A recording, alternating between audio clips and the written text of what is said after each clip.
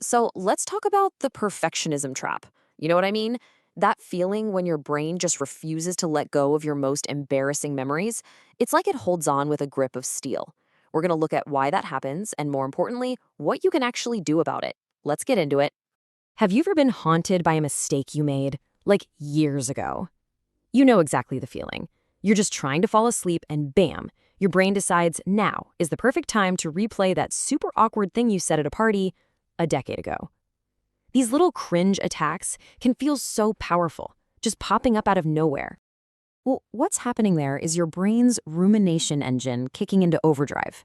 And here's the thing. It's not really a bug, it's more like a feature that can get stuck in a really negative loop. So over the next few minutes, we're going to give you the user manual for that engine, looking at both the psychology and the neuroscience behind it. To really get a handle on this rumination engine, we first have to talk about what fuels it, perfectionism. And as it turns out, perfectionism isn't just one thing. It actually has two very, very different faces. Okay, so on one side, you've got perfectionistic strivings. This is the good stuff, the healthy, adaptive side that drives us to set high goals and push ourselves. But then there's the other side, perfectionistic concerns.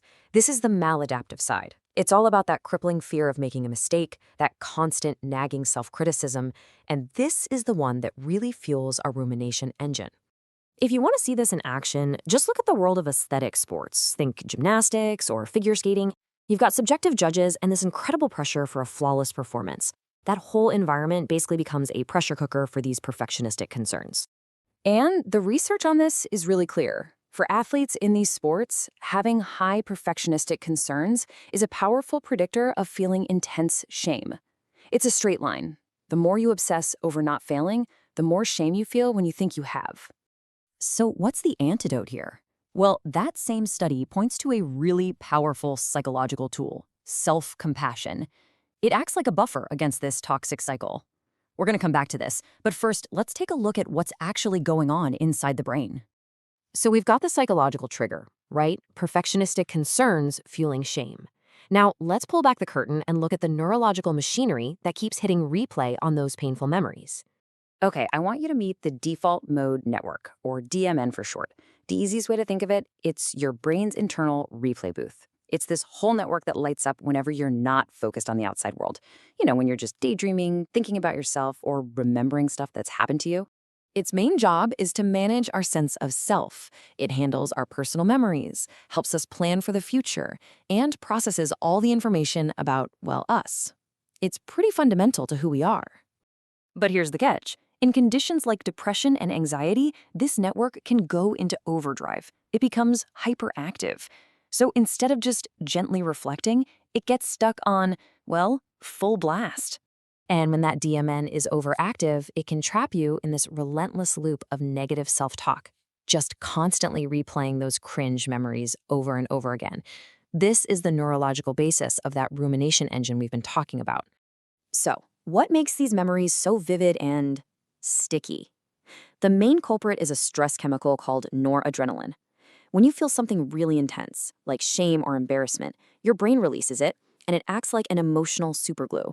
It essentially tags that memory as important, making it way more persistent and much easier for your DMN to recall. So, okay, we have a psychological trigger and a neurological engine that's stuck in overdrive. But we are not helpless here. Science actually points to a two-part toolkit we can use to build resilience and break this cycle for good. The solution is both psychological and biological. We need a tool for our mind, that's self-compassion. And we need a tool for our brain, and that's REM sleep. Let's break down how they work. First up, the psychological tool. Self-compassion isn't just some fluffy idea about being nice to yourself. It's a real, concrete skill, and it has three parts. First, self-kindness instead of self-criticism. Second, common humanity, recognizing you're not alone and everyone messes up. And third, mindfulness, learning to observe your feelings without getting totally swept away by them. And this brings us right back to those athletes. The research shows that practicing self-compassion directly fights back against the shame that's fueled by those perfectionistic concerns. It's an incredibly powerful psychological buffer that helps quiet down that inner critic. Next, the biological tool, REM sleep. Now this is fascinating. During this critical stage of sleep, your brain performs a kind of emotional first aid.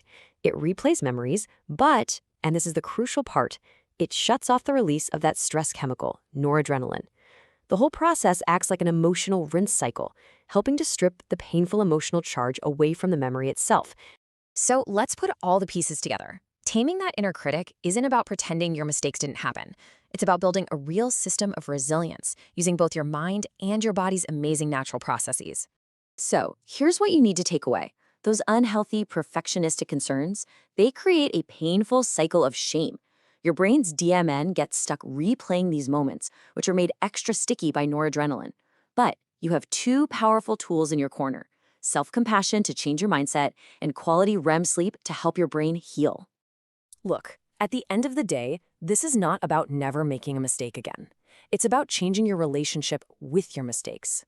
Resilience is a skill, not a trait you're born with. So the real question isn't how to be perfect, but how are you going to actively train your mind and your body to recover, to let go, and to move forward?